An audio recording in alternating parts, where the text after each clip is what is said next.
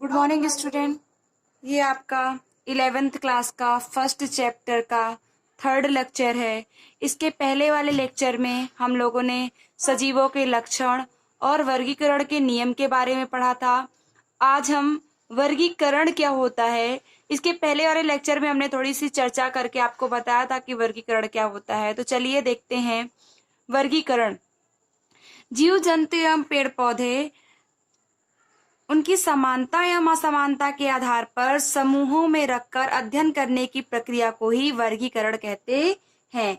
यानी आपको पता है कि जो जीव जंतु पेड़ पौधे हैं उनको अलग अलग वर्गों में रखा गया है और उसी को उनके अध्ययन करने की प्रक्रिया को वर्गीकरण कहते हैं। वर्गीकरण के पिता कैरोलस लीनियस है। वर्गीकरण करना बहुत ही आवश्यक है। अगर हम वर्गीकरण नहीं करेंगे तो पेड़ पौधों और जंतुओं को कैसे अलग रखेंगे और उनके बारे में हमें पहचान करना बहुत ही मुश्किल होगा। इसलिए वर्गीकरण बनाया गया और वर्गीकरण को कैरोलस लीनियस ने बताया।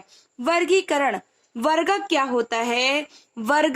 वर्गक एक पद है जिसके अंदर एक समूह या एक नाम होता है। जैसे बंदर हो गया, पक्षी हो गया, कुत्ता हो गया। वर्गक इसी को क्या बोलते हैं? वर्गक। यानी किसी एक समूह या एक नाम की बात हो तो वो हमारा क्या कहलाता है? वर्गक। वर्गक को ही हम क्या बोलते हैं? टैक्सा। अगर कुत्ते की बात हो तो हम कुत्ते को टैक्सा कह सकते हैं। वर्गक को ही हम क्या बोलते हैं? टैक्सा। अब अगला टॉपिक है आपका वर्ग की संवर्ग।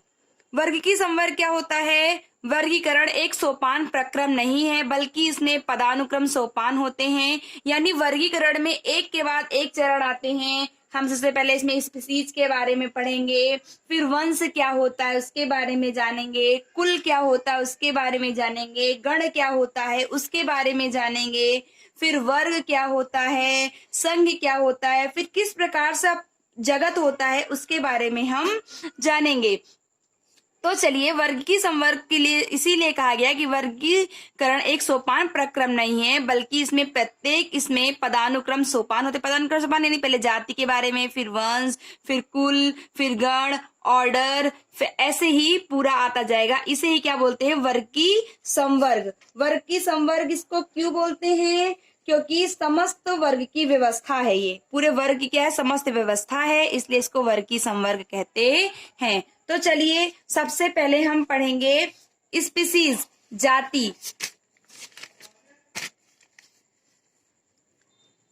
सबसे पहले हम पढ़ेंगे जाति। जाति क्या होती है उसके बारे में पढ़ेंगे। यह वर्गीकरण की मूलभूत इकाई होती है। जाति सबसे छोटी वर्गीकरण की सबसे छोटी इकाई होती है। वर्ग की अध्ययन में जीवों के वर्ग जिसमें मौलिक समानता होती है उसे जाति कहते हैं। एक से अधिक समानता होती है, यानी जैसे आपका हो गया मैंगीफेरा इंडिका आम और सोलेनम ट्यूबरोसम। यानी मैंगीफेरा इंडिका आम का वैज्ञानिक नाम है और आलू का वैज्ञानिक नाम है सोलेनम ट्यूबरोसम और शेर का नाम है पैंथेरा लियो आदि उदाहरण है। इस प्रकार से मानव का वैज्ञानिक नाम होमो सैपियंस है। यानी इसमें क्या है? बहुत सारी समानता पाई जाती हैं और इसका जाति क्या है? इंडिका इसकी जाति है। सोलेनम ट्यूबरोसम में क्या है? ट्यूबरोसम इसकी जाति है। पैंथेरा लियो में लियो क्या है? इसकी जाति है। इस प्रकार मानव का वैज्ञानिक नाम होमो सेपियंस, सेपियंस इसकी क्या है? जाति है। तो जाति क्या होती है? वर्गीकरण की सबसे छोटी इकाई होती है और इसमें क्या होती है कि एक से अधिक समानता देखने को मिलती है। दूसरा क्या है आपका? वंश। वंश क्या होता है कि जाति का जो वंश एक जात से दूसरे जात से क्या होती है? भिन्न होती है। वंश संबंध स्पीसीज ही होती है। एक वर्ग आता है जिसमें स्पीसीज से अधिक समानता गुण का समावेश होता है। जातियों का समूह ही क्या कहलाता है? वंश। यानी जो अधिक समानता रखते हो इस प्रकार की जातियों का समूह क्या कहलाता है? वंश कहलाता है। जैसे आप लोग, जैसे एक जाति एक ही वर्ग है, जैसे मनुष्य का एक वर्ग है और उनकी जातियां क्या है? अलग अलग हैं। तो वर्ग आप देखेंगे कि इनके लक्षण तो समान है लेकिन जाति क्या है? इनकी अलग अलग है। अब वंश क्या होता है कि जैसे जाति का समूह हो और उसमें क्या हो? अधिक समानता हो तो वो क्या है? आपका वंश कहलाता है। जैसे उदाहरण टमाटर, आलू तथा बैगन क्या है? ये एक ही वंश में है। ये सब किस में आते हैं? सोलेनम वंश में आते हैं। किसमें इनका वंश क्या है, एक ही है, यानी कुछ लक्षण क्या है इनके आपस में मिलते हैं। इसी प्रकार से शेर, चीता, ये सभी भी, शेर, चीता, बाघ, ये सभी किस में आते हैं, पैंथेरा वंश में आते हैं। आपने देखा ना यहाँ पे पैंथेरा वंश है, ये सभी क्या होते हैं, एक ही वंश में आते हैं। इनकी जाति क्या है, अलग अलग है, लेकिन वंश क्या है इनके, एक ही है। आप लोग को मैंने पहले बताया था कि जो वैज्ञानिक नाम होता है, जैसे मैंगीफेरा इंडिका की बात हमने की थी, आपको बताया था कि जो पहला वाला पद होता है उसको वंश बोलते हैं और दूसरे वाले पद को क्या बोलते हैं, हम जाति बोलते हैं। ये आप लोग को पहले ही बताया था। तो वंश में क्या बताया कि जो टमाटर, आलू तथा बैगन है वो एक ही वंश के हैं, लेकिन इनकी जाति क्या है, अलग अलग है। इसी प्रकार से शेर, चीता, बाघ, ये सभी क्या है, एक ही वंश के हैं, लेकिन इनकी जाति क्या है, अलग अलग है। बिल्ली आकार में थोड़ी छोटी होती है, इसलिए बिल्ली को फेलिस वंश में रखा गया है। चलिए अगला क्या होता है, कुल। कुल को हम देखेंगे।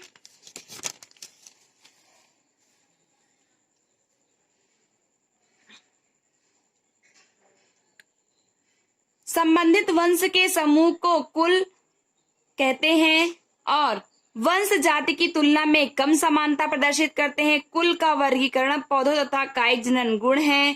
समान गुण रखने वाले वंश के समूह को क्या बोलते हैं, कुल। सबसे पहले आपने देखा जाति।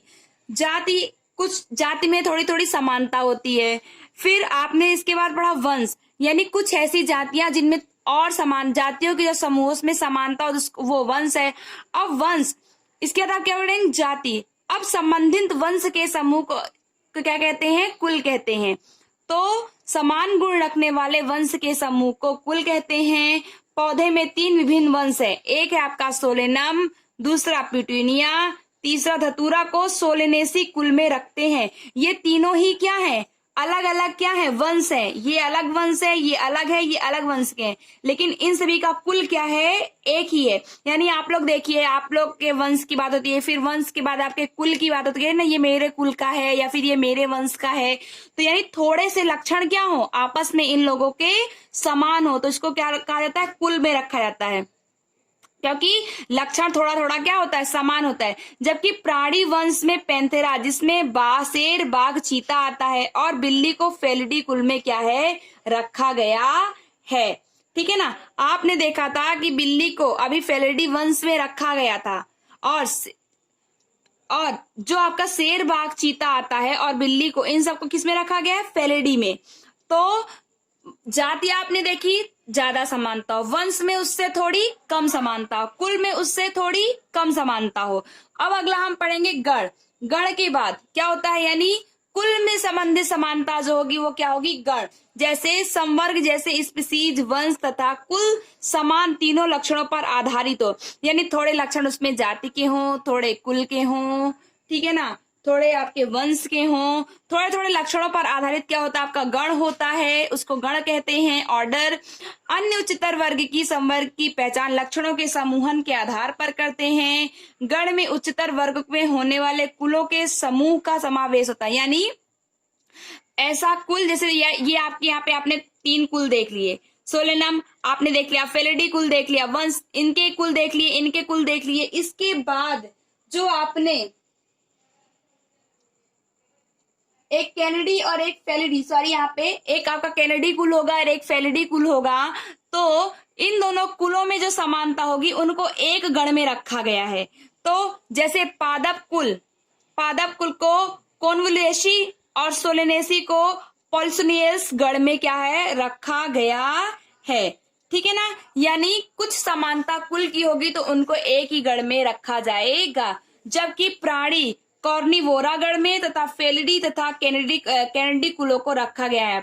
जबकि प्राणी को कार्निवोरा गण में, फेलिडी तथा कैनेडी कुलों को रखा गया है, और इन दोनों को एक ही गण में रख दिया गया है। यानी पहले जाति आया आपका, फिर वंश आया, फिर कुल आया, फिर आपका गण आया। यानी थोड़ी थोड़ी समानता जैसे जैसे क्या होती है, इनमें भिन्नता क्या होती है, बढ़ती जाती है। सबसे पहले आपके खूब लक्षण समान है तो उनको जाति में रखा गया, थोड़े से लक्षण और कम हुए तो उनको वंश में रखा गया, थोड़े से लक्षण और कम हुए तो उनको कुल में रखा गया, थोड़े से लक्षण और कम हुए तो उनको गण में रखा गया। फिर इसी प्रकार से अब आपका आता है वर्ग यानी क्लास कई सारे गण का एक लक्षण वाले हों तो उन्हें वर्ग में रखा जाता है। यानी आपने पहले क्या देखा, जाति देखी, जाति बहुत समानता हुई तो उनको एक जाति में रखा गया। जाति में थोड़ी सी समानता हुई, जाति के समानता का समूह, फिर उनको वंश में रखा गया।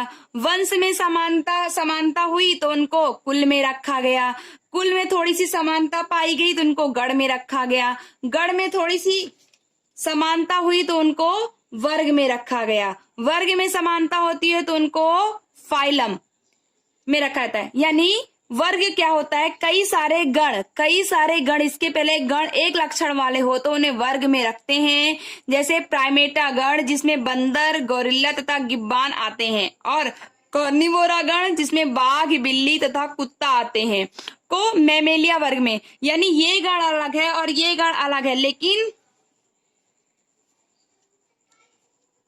आपके ये गण अलग हैं, प्राइमेटा गण अलग है और कार्निवोरा गण अलग है। प्राइमेटा गण जिसमें बंदर, गोरिल्ला और गिब्बान आते हैं, कार्निवोरा गण जिसमें बाघ, बिल्ली आते हैं, लेकिन दोनों के लक्षण समान हैं। दोनों के लक्षण क्या हैं, समान है, इसलिए इनको एक ही वर्ग में यानी किसमें, मैमेलिया वर्ग, स्तनधारी वर्ग में रखा गया है। इसके अतिरिक्त मैमेलिया वर्ग में अन्य और भी गणों का समावेश किया गया है। अब देखिए क्या होता है, अगला है आपका फाइलम। फाइलम वर्ग जिसमें जंतु जैसे मछली, उभयचर, सरीसृप, पक्षी तथा स्तनधारी आदि का समावेश होता है। उच्चतर संवर्ग जिसे संघ कहते हैं। यानी अब एक वर्ग बनाया गया, जैसे उभयचर को एक वर्ग में, उभयचर आप लोग समझते हैं, सरीसृप को एक वर्ग में, पक्षी को एक वर्ग में, स्तनधारी को एक वर्ग में रखा जाता है, तो उसे क्या बोलते हैं, संघ बोलते हैं। एक समान गुणों जैसे पृष्ठ रज्जु तथा पृष्ठीय रज्जु, खोखला तंत्रिका तंत्र के आधार पर कॉर्डेटा संघ में रखा गया। और देखिए बच्चों, एक होता है आपके जो जिनके पीछे पृष्ठ रज्जु पाई जाती है, यानी जिन जंतुओं में, जिन जीवों में पृष्ठ रज्जु पाई जाती है उनको कॉर्डेटा संघ में, और जिनमें पृष्ठ रज्जु नहीं पाई जाती है उनको नॉन कॉर्डेटा संघ में क्या है, रखा गया है।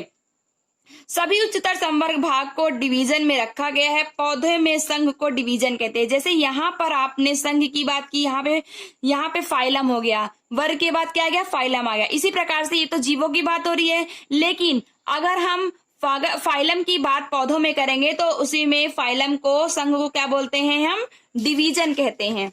चलिए नेक्स्ट है आपका अगला टॉपिक, किंगडम यानी जगत। सारे प्राणियों को जगत में रखा गया है। यानी जगत में तो सारे प्राणी आते हैं, भले वो सरीसृप हों, भले वो पक्षी वर्ग के हों, भले वो स्तनधारी वर्ग के हों, ठीक है ना, भले वो किसी भी वर्ग के हों, उन सभी को किसमें रखा गया है, उन सभी को जगत में रखा गया, किंगडम में। जीव वैज्ञानिक वर्गीकरण में जीवों के वर्गीकरण की एक उच्च श्रेणी होती है। आधुनिक जीव वैज्ञानिक वर्गीकरण में यह श्रेणी संघों, फाइलम से ऊपर आती है। यानी जगत में बहुत से संघ होते हैं और बहुत सारे संघों को एक जीव वैज्ञानिक जगत में क्या होता है, समावेश किया जाता है। अब देखिए कि कुछ अब आपके जीव जगत में आपके पेड़ पौधे भी आते हैं और आपके क्या आते हैं, जीव भी आते हैं। जीव जगत में आपके दोनों चीज आते हैं, जीव भी आते हैं और पेड़ पौधे आते हैं। तो जो आपका जगत है उसको दो भागों में बांटा गया है। तो पेड़ पौधों को एनिमालिया वर्ग में रखा गया है, पेड़ पौधों को एनिमालिया में रखा गया है, और जो पौधे हैं जीव को एनिमालिया में रखा गया है और पेड़ पौधों को प्लांटी वर्ग में रखा गया है, प्लांटी जगत में रखा गया है। ठीक है ना। तो जगत में तो पूरे ही जीव हैं, तो जीव सजीव पूरे ही हैं। तो जो पौधे हैं उनको प्लांटी वर्ग में और जो जीव हैं उनको एनिमालिया वर्ग में रखा गया है। विभिन्न संघों के सभी प्राणियों को एक अलग अलग जगत में एनिमालिया में रखा गया और उन्हें पौधों से अलग करके प्लांटी वर्ग में रखा गया है।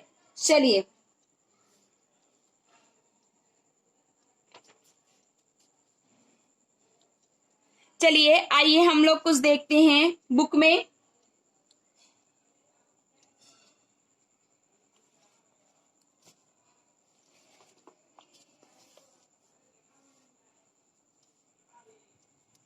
चलिए सबसे पहले देखिए कि ये आपके बुक की तालिका है।